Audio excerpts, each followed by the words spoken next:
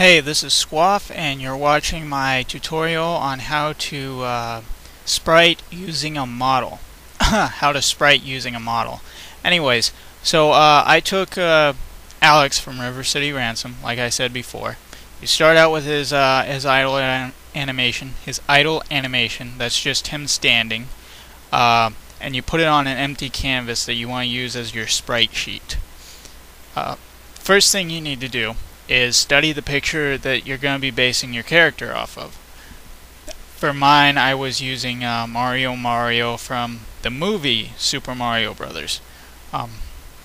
His first look is a very generic person. You gotta give him the mustache though, because he's Mario, and he's kind of balding, so I had to take away a little bit of the hair that Alex already had and replace it with skin. That part's not too hard. These are NES-esque characters, so you don't have to use a lot of colors, which is good when you're starting out. Now, I sampled some of the colors from Bob Hoskins and used it on the character, like his brown hair, his shirt. I had to lighten the shirt up so it looked better, and then I finally just went with a light blue because that's what it was. And then I sampled the pants, and yeah, that's how I got the color for the pants. And then the brown belt with the belt buckle. The belt buckle looks kind of cartoony, but that's what you want to go for. And I've noticed that belt buckles kind of look like you got two big lines with like 4 squares or more in between them, and then they're cut off by 2 others. But you don't want to have a box. What you want to do is take away the sides so it's kind of circular, because that's what normal belt buckles look like. And then you want a black line where the hook is that keeps the belt on. And yeah, that's how I made the belt buckle. And his sleeves were kind of rolled up, so you want to, when you see sleeves rolled up, you don't want them to go all the way up to the hand. They need to stop somewhere on the arm. And then where it stops, if you're going NES wise, you gotta remember that they're rolled up. So you want to go with a black look, like, you know, a big black line, because it's darker right there. The mustache was really hard for some of the faces because they weren't exactly the same. What I found out later is if I just copied one of the previous faces and I used that instead, it looked a lot better. Yeah, he doesn't have as much emotion, but the original Mario and the first Mario game didn't have a lot of motion either. Anyway, then the first character is pretty easy. I did the running and the walking and the idle, and all I had to do was copy paste the top part. Whenever you can just copy paste, you might as well do it, because you want to be as you want to keep it. What I'm trying to say is you don't want the animation to be off, you know, like something's not fitting. And if it's right to copy paste anyway, then it's going to be just fine that way. Why screw up something you can do the easy way, and it's the right way anyway.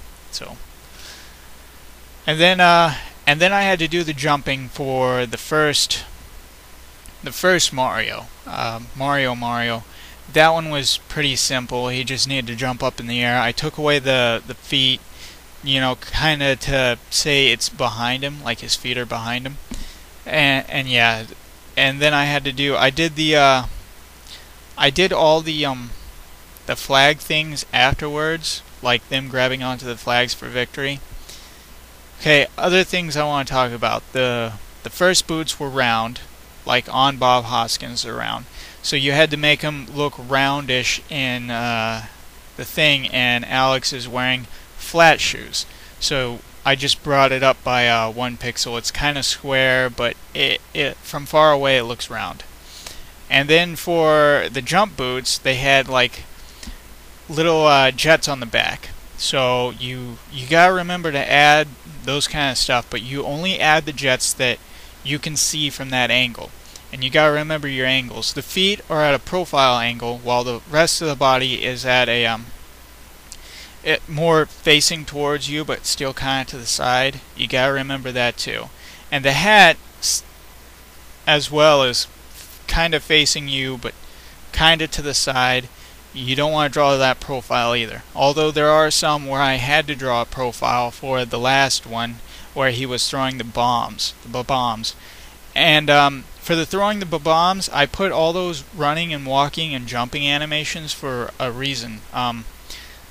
Mario can throw them when he's up in the air or when he's walking. So all you had to do was copy paste the feet onto, or the feet and legs onto each of the animations. I've kind of ran over the time for the video because I sped it up.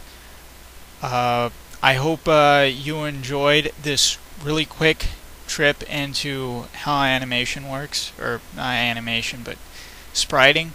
And just study what I did. Try to make your own Mario using our River City Ransom sprites. And if you need help, you can send me a message through my message box, of course, on YouTube, and I'll see if I can help you out. If I get enough questions about the same thing, I'll make another video.